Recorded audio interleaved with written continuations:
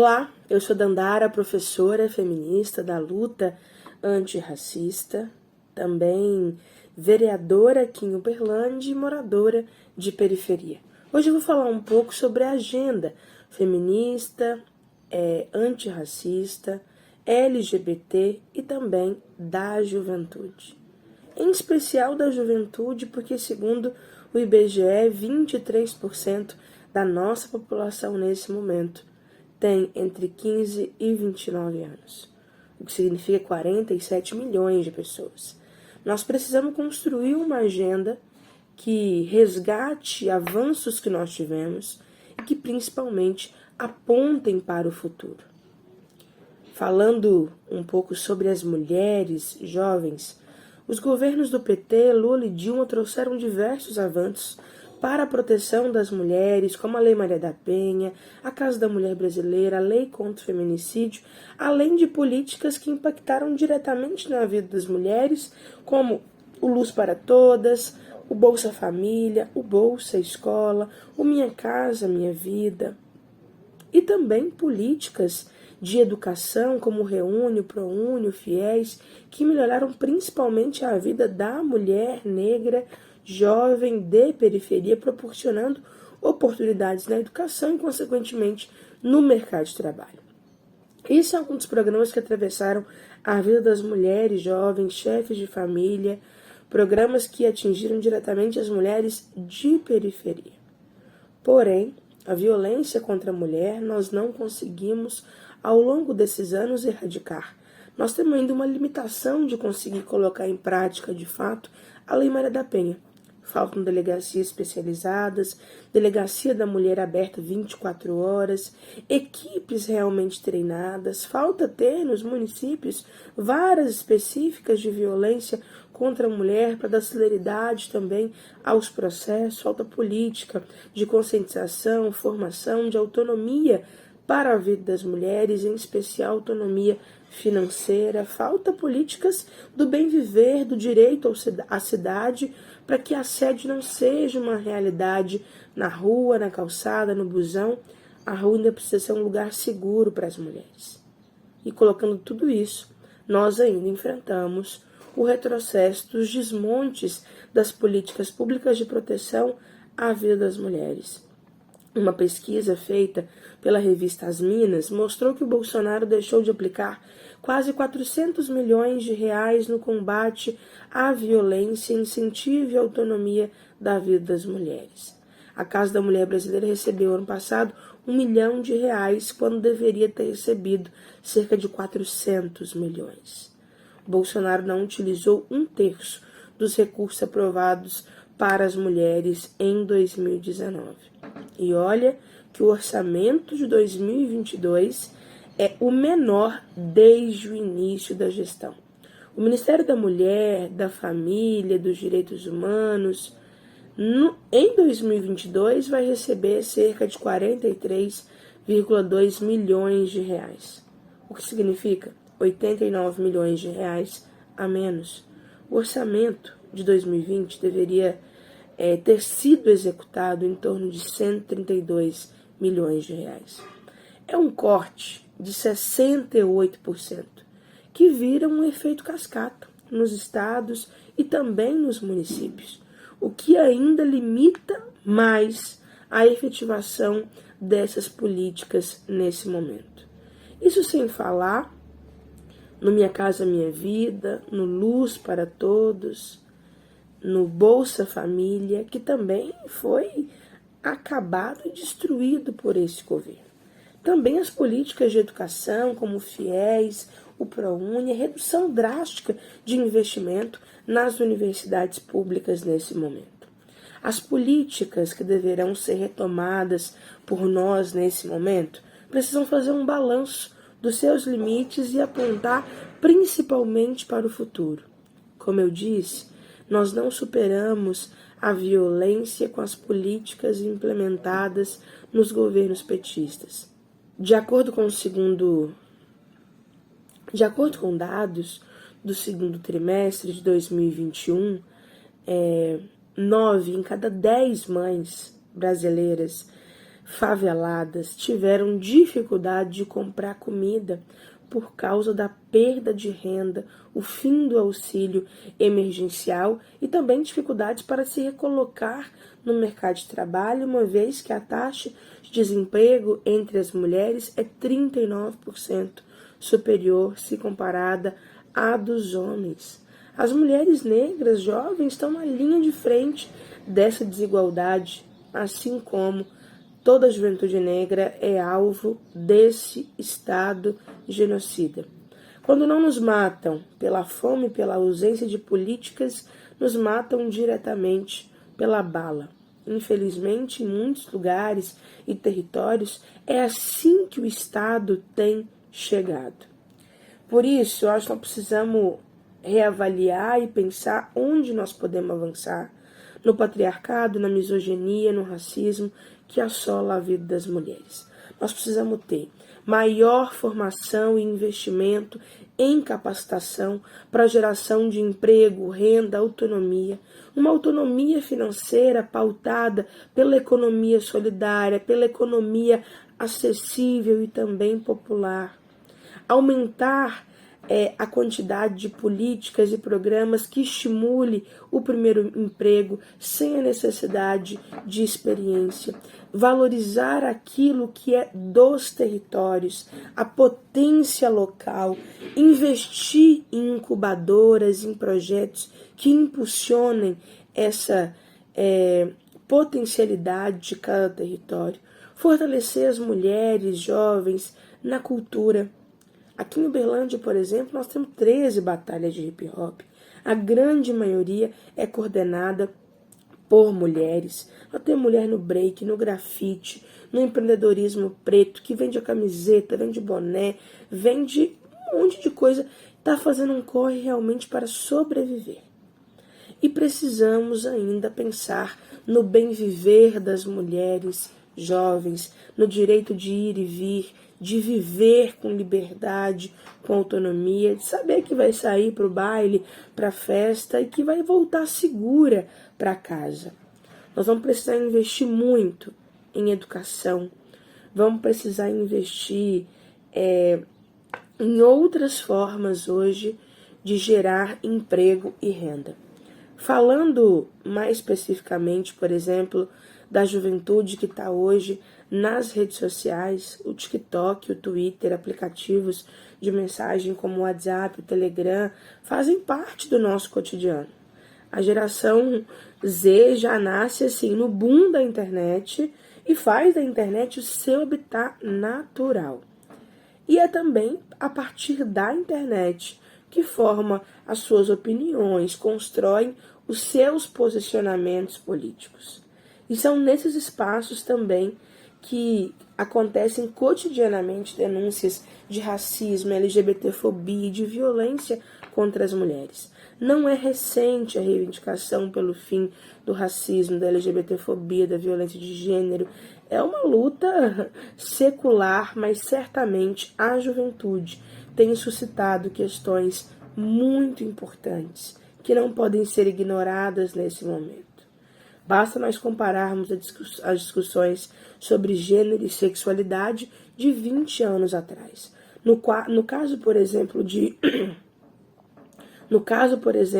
da juventude, a agenda da educação foi respondida apenas nos anos 2000 com políticas de educação e inclusão.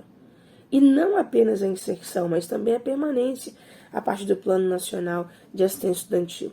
O governo Bolsonaro desmantelou todos esses direitos e, ao aprofundar a exclusão social, se aprofunda também a exclusão digital. Hoje nós estudamos, trabalhamos, nos divertimos a partir da internet, das redes sociais. Seja baixando uma música, uma playlist para o rolê, seja acompanhando uma live, seja fazendo uma reunião pelo Meet, pelo Zoom. É por isso que nós precisamos, nesse momento, entender que a internet precisa ser um direito tanto quanto a água e energia. Nas vésperas do golpe, a Dilma estava comprando um satélite que nos possibilitaria ter um Wi-Fi pública gratuita em todo o território nacional. Mas o desgoverno, o golpe do Temer, fez com que a gente perdesse essa oportunidade. Ele vendeu esse satélite. Está na hora da gente retomar esse debate da necessidade de se avançar em políticas de inclusão digital no nosso país. Não dá para a gente achar que acesso à internet é para quem tem dinheiro para pagar uma Wi-Fi, uma banda larga ou um 3G. Vamos precisar construir políticas públicas também nesse sentido. É importante falar também das políticas com relação à juventude negra. Nós estamos vivendo uma geração que é a geração sem 100, a geração sem emprego, sem direitos, sem acesso, que tem apenas a violência do Estado presente nos seus territórios e na periferia. Há um processo ainda de uberização das relações de trabalho, que precariza cada vez mais a vida da juventude negra de periferia. Olha, nem o acidente de trabalho do entregador de aplicativo é considerado acidente de trabalho. É um corre para sobreviver por si mesmo. Ficam falando aí de um microempreendedor individual. Eu acho que, na verdade, é um microexplorado individual. A juventude precisa, nesse momento, ter acesso a políticas públicas e também a outra possibilidade de futuro. Combater o racismo é fundamental nesse sentido e dizer que nós ainda não chegamos na democracia plena, porque a democracia racial não é uma realidade, porque o extermínio da juventude negra bate nas nossas portas todos os dias. É um país que mata mais do que países em guerra. Cada 23 minutos um jovem negro é assassinado. A juventude negra precisa ainda garantir o direito básico, essencial, que é o direito à vida. E olha, gente, que é uma juventude muito potente, que se reinventa, que faz break, batalha, funk, um corre para poder sobreviver. Então, nesse momento, pensar a juventude negra dentro de tantas pautas, tantas demandas, é, sem dúvida nenhuma, pensar em políticas de educação, também de emprego, de renda, de desmilitarização das nossas políticas, de combate e enfrentamento a um programa de segurança pública que só vê os nossos corpos como alvo. Também queria fazer um recorte aqui em especial com a juventude LGBTQIA+. O nosso país é o país que mais mata travestis e transexuais no mundo. É um país onde, se você for lido socialmente como um gay afeminado, você terá muito mais chance de sofrer ataque, agressão, violência. Um país onde mulheres lésbicas sofrem no ambiente de trabalho muitas vezes mais se comparadas às mulheres heterossexuais. Um país onde a sexualidade é cotidianamente questionada na esfera pública. Nós precisamos retomar uma agenda de políticas voltadas para a comunidade LGBTQIA+. Políticas como, por exemplo, muitas pessoas LGBT, quando têm a sua sexualidade reconhecida, são expulsas de suas casas, expulsas dos lares onde moram. Isso significa dizer que para muitas pessoas LGBT, o lar não é um ambiente seguro. Nós precisamos ter nos municípios casas, abrigo LGBT. Nós precisamos fazer, assim como nós fizemos com a igualdade racial, um estatuto nacional de promoção da diversidade sexual. Retomar políticas públicas para ampliar o financiamento que sirva aí de efeito cascata para estados e também para municípios. A garantia também do nome social. Hoje é caro e demora no Brasil ter a retificação de nome e também de gênero. Desburocratizar e garantir o acesso ao nome, na nossa opinião, é para fazer efetivar outros direitos, como o acesso à saúde, que inclusive precisa ser fortalecida, desde a atenção primária até a média e alta complexidade. Nós precisamos ter uma política de saúde voltada para as mulheres lésbicas, aumentar em toda a rede a cobertura da atenção à saúde a pessoas travestis, transexuais. Nós precisamos trazer para a integralidade a saúde da população LGBTQIA+. Queria dizer também que, nesse momento decisivo, nós temos uma disputa grande para ser feita com relação a valores, perspectivas de futuro, horizontes. Mas afinal, né? O que querem os jovens? Qual o lugar da juventude na construção do Brasil? Embora tenha sido necessário nesse momento uma mega campanha do primeiro voto, a juventude está aí, nas redes, nas ruas, reivindicando seus espaços, organizando outras formas que a política tradicional ainda não estava acostumada, mostrando que é necessário e possível fazer outra política. A discussão de tecnologia, como eu disse, é fundamental. O debate de comunicação, algoritmos, big data, monitoramento de rede deve ser pauta em nossos espaços de discussão, em nossos espaços de formação. A disputa da juventude hoje passa essencialmente pelas redes. Por isso, nós precisamos, sem dúvida nenhuma, estudá-las, estar presentes, disputar narrativas. Eu indico fortemente a aula da Dilma, Capitalismo e Vigilância, do Beto Vasques, aqui no curso Comunicação em Rede. Tudo isso aqui da Fundação Perseu Abramo. A juventude não está satisfeita com a política tradicional, com a pouca diversidade das bancadas, de deputados, vereadores. Nós precisamos construir ferramentas para ampliar a participação da juventude na política. As jovens mulheres querem perspectivas de vida, para além do trabalho não remunerado doméstico, mas ter também segurança nas ruas, se verem nos espaços de poder, assim como a população LGBT. Nós estamos falando da necessidade de ter emprego, renda, segurança, educação. A juventude negra quer viver com dignidade, quer estar viva, é potente. E quando a gente fala dessas agendas, nós estamos falando de uma sociedade toda. Falar da juventude, do seu desejo de emprego, renda, educação, é falar não somente de uma perspectiva de futuro, mas falar também do presente. Mas a juventude pauta muitas agendas.